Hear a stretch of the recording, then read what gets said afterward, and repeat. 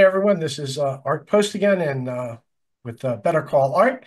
We've got a really unique guest today, and his name is Peter Nierenberg, and Peter is from Image Architects. Now, Peter and I met, I think it was about a couple months ago, at a Cranial event at a Top Golf in Burlington. Is that correct, Peter? I Yeah, got it right? I think you got it right. Exactly. All right. And Peter has this really unique product, which, for me as a sales reps, I think, for us going in and selling office technology, he has a, unique product that I believe can open quite a few doors. So, Peter, if you could, give us a rundown about, the products and the services that you offer. Okay. Thank you for having me, Art. Oh, you're welcome. Pleasure. So, what our company, Image Architects, started out with is typical document scanning. We would use Kodak or OPEX scanners, and we'd scan them, and the mailroom people would send them off to accounting or wherever. But over the last 10 years, we've created a product called digital mail.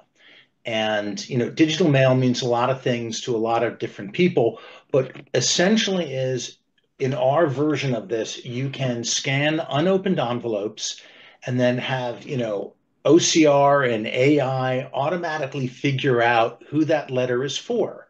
So if the letter comes in addressed to Art Post, it can immediately go to Art via email. You don't have to learn any new interfaces because the mailroom does it all, and you simply get an email with a picture of the envelope.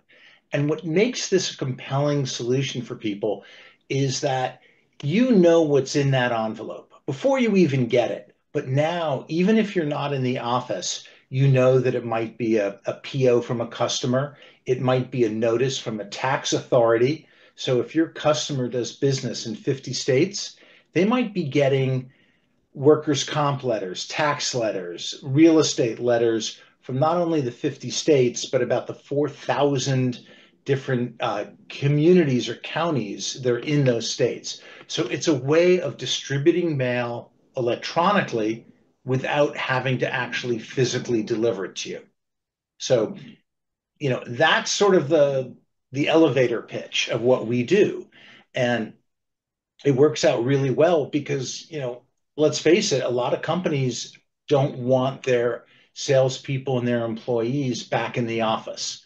They're simply staying at home. For better, for worse, that reality is going to stay with us. And this is a way of getting them that mail So I would, if mail came in to me, and since I work remote, there would be a scanner, right? in the mailroom. So can you maybe explain to me, you know, how that process works? So the mechanics of it are Yeah, fairly straightforward. Mail comes in, and then we use Kodak scanners, right. which are very good. And the mail simply gets scanned, maybe 30 letters a minute. It's pretty quick. And then Okay, the software automatically identifies Art Post as the recipient. got it. So you don't necessarily have to open the mail. Like maybe if your client was a law firm, they wouldn't want you to open it, or you could, either way. But then once the mailroom has put the letters through the scanner, they don't have to do anything else. The emails go out to you, and then you see a picture, a thumbnail of that letter. And then you can decide what you want done with it. So would they actually open the envelope? They don't have to. As Okay, I said, but they could. they could. Again, depending upon the type of environment, you might want everything to be opened, which is great. Right, Or maybe you want the employee to make that decision because they work in a PII environment. right. So Understood. if you are in the HR department and you're working remote, the letters that come into an HR person probably should not be opened by the mailroom, Right, but you want to know that that letter came in. right. All right. So once that letter comes in, right, I've got a notification. and I know it's coming from a municipality that I've been waiting Right. for a purchase order.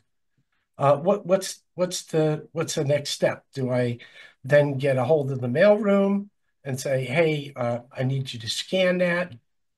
I mean, Well, it gets a little better than that. okay, Um, in this Outlook email, and I'll just say Outlook, we create buttons, action buttons inside the email so that you can say, I want to have this letter delivered to me, or I want you to scan it or delete it, or maybe forward it to your associate who's actually in the building. okay, So you can treat your postal mail just the way you would treat your regular email.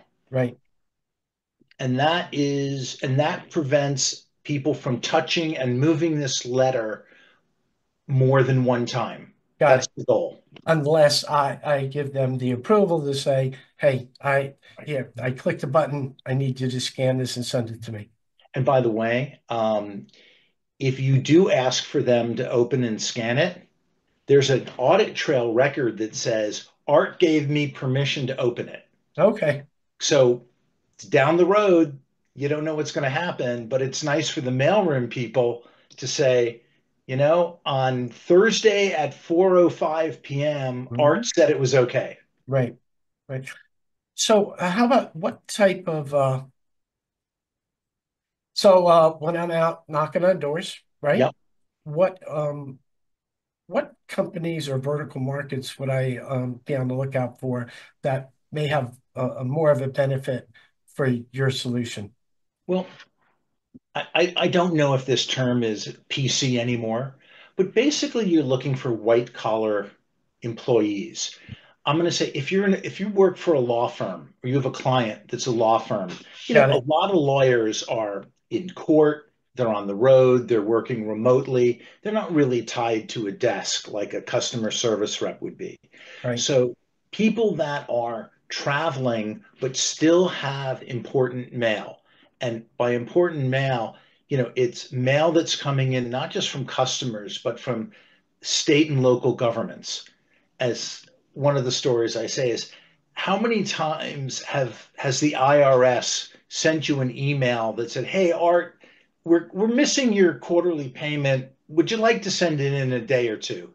No, they don't send you a courtesy phone call or email. Right. They send you another $125 penalty fee. Correct. So if you don't respond to regulatory mail in Hmm. a timely fashion, it's only going to cost you money. And those are the kinds of customers that I think are the best.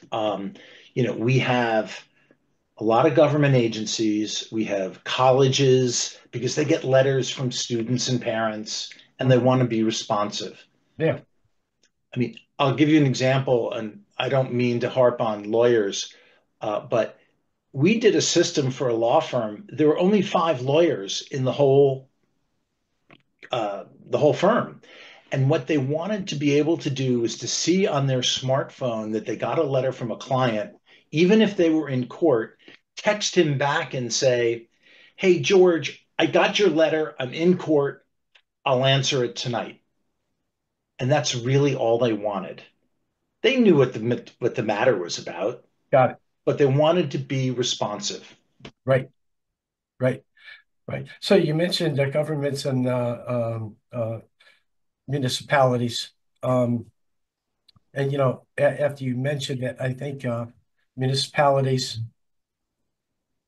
attorneys, CPAs, and any company that I guess uses a sales force that could be all remote or hybrid, right? Right. Hybrid remote. Mhm. Um, this would be something good to talk to. So if you were to be knocking on doors and what would I guess what would be the first question you would ask after you introduced yourself? If you're going to play that you're a rep selling office technology. Honestly, I would ask them, how is their remote or virtual employee program going?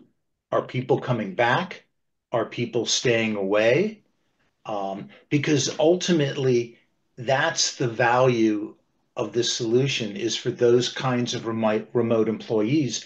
And if you're talking to facilities managers, mailroom managers, or even the CFO, who's a Right, great person to talk to, um, they know this information. And that's a great conversation to have with people beyond just, the nuts and bolts of their day-to-day job. And if they say they have remote employees, then the next follow-up question becomes, well, how are you staying in touch with them? Are they getting FedEx envelopes? How do you get somebody that mail that maybe mail volume's declining, but what's left is pretty darn important? So how are you helping them how are you being communicative to them? right, And now it becomes, for this type, how about if you were to scan unopened mail, right. you know, very simply push it out to them, um, because, they may have to come into the office now to get their mail, right? You know, not a lot of companies will actually now put all your mail in a FedEx envelope and send it to you. But if you're going to drive into a downtown area to get your mail and then you find out you don't have any, well, that's not really good. Or how about you ask somebody to get you that document, and for some reason that document never got to you, and then you don't have any way to validate Validate.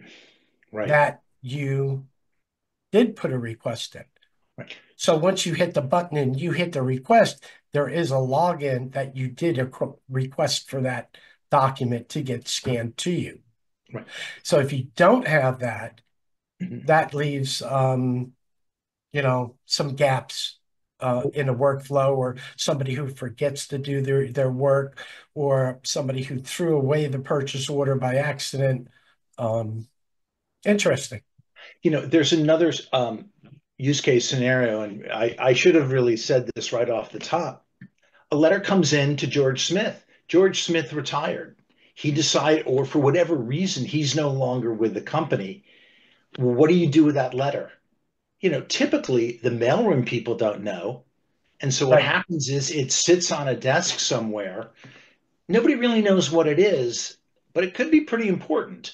So in our solution, if we know that George Smith left the company, we could automatically send him that notice to his manager or to somebody else in that department. right. So the idea is that, the mail is on this train and you keep it moving down the track no matter what sort of issues come up. People leave, people are on vacation. I could send you a letter and get back a notice that said,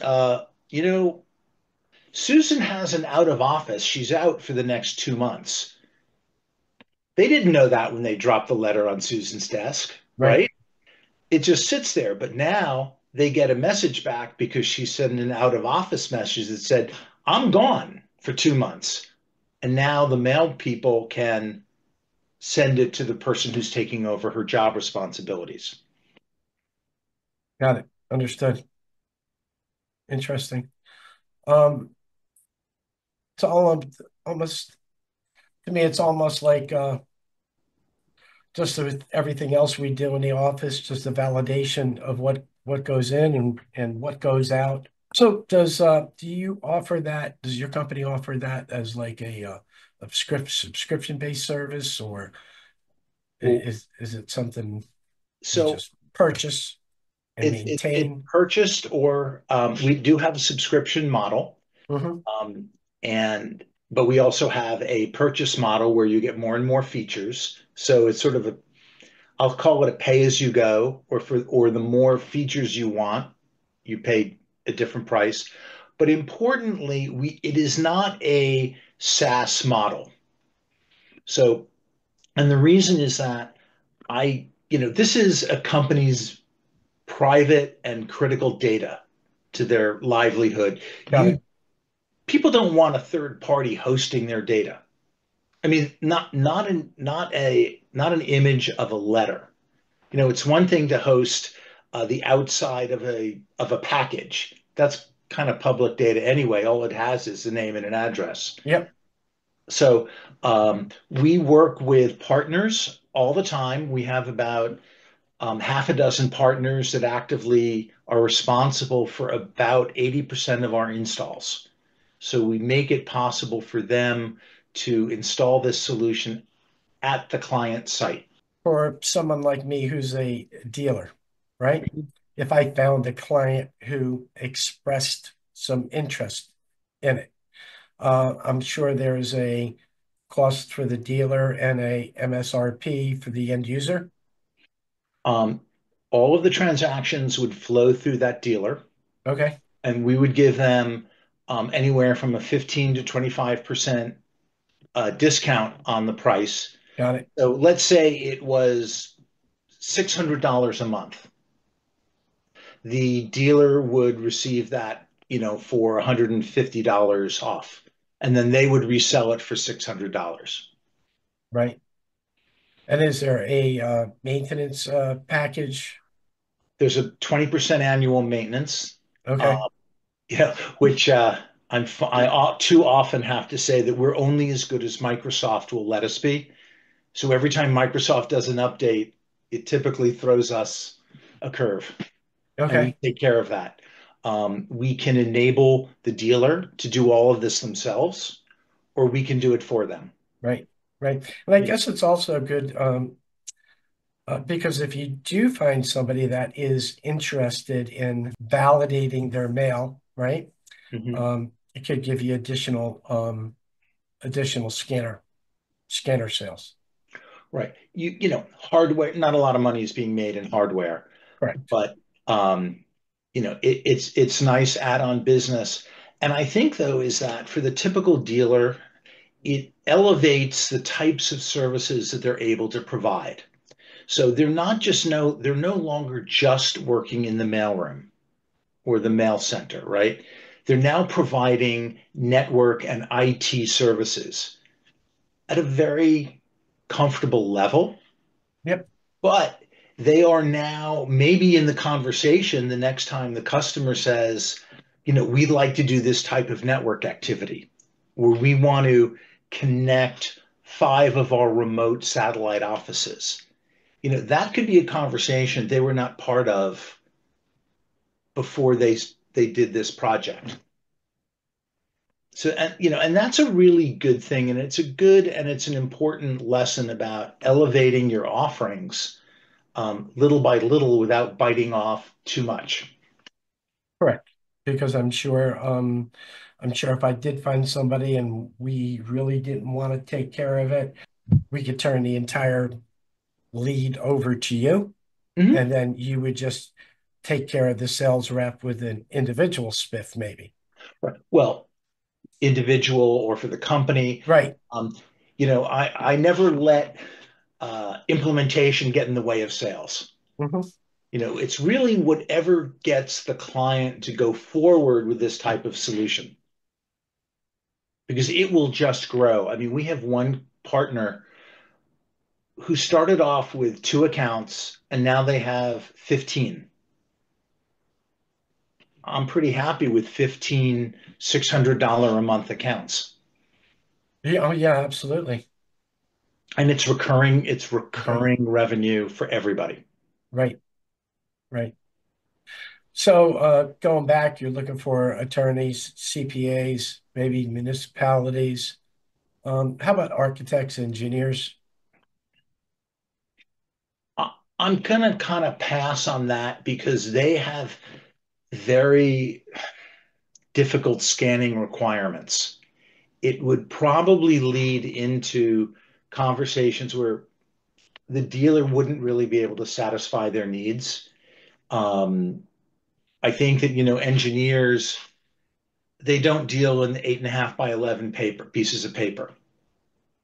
And so that could be difficult to satisfy them. I think that colleges, manufacturing companies. Um, I'm going through in my head who our customers are. Um, Really anybody that deals with regulatory mail. And that Right. could be engineers and architects. We have a client that deals, oh my goodness, they deal with the public. And whenever you're dealing with the public, you get a lot of crazy mail. Hmm. Sorry, public, but people write really for all sorts of strange reasons. And what do you do with that mail? You got to answer it. And what's interesting and what I kind of want to add is that, the role of artificial intelligence in all of this. 5 years ago, there was no artificial intelligence, and we dealt with all the mail that was machine printed, business mail. But thanks Right. now to artificial intelligence, we can provide the same service for handwritten letters and handwriting that is not pretty. That's correct. You know, um, I don't want to say we could handle doctors' handwriting, Right. but when people start addressing envelopes by hand, AI can now process that mail, which we couldn't have done 5 years ago. And that's really gotten very interesting. And it's only in the last year that that's been available to us. Interesting. Very, very interesting. I'm glad you were able to come on the show and explain a little bit about your products and services. So, what's the best way for somebody to get in touch with you? Are you on LinkedIn Well, or certainly Peter Nierenberg is on LinkedIn. Our website is ImageArch, right? ImageArch.com. Got it. They could always contact you and you could send them my way. Absolutely. But we like nothing more than getting people's mail, scanning it, and showing them how it's done. We have traveled throughout the Northeast um, with a small scanner, and we show people exactly what they'd be getting into. Happy to do it. All right. So basically, offer a demonstration Oh, absolutely. on site for the client. Interesting. On site because it has to be That's on pretty site. cool. It's their mail. Yeah, it is. It is their mail. Right. So, again, I want to thank you very much. Again, for anybody who may have tuned in late to the show or skipped the opening, we're with Peter Nierenberg today, and he's with Image Architects. And feel free to reach out to Peter if you have any questions, or maybe you have a few opportunities you can share. I'd like to thank everybody, and please like, follow, and share, and we'll see you next time.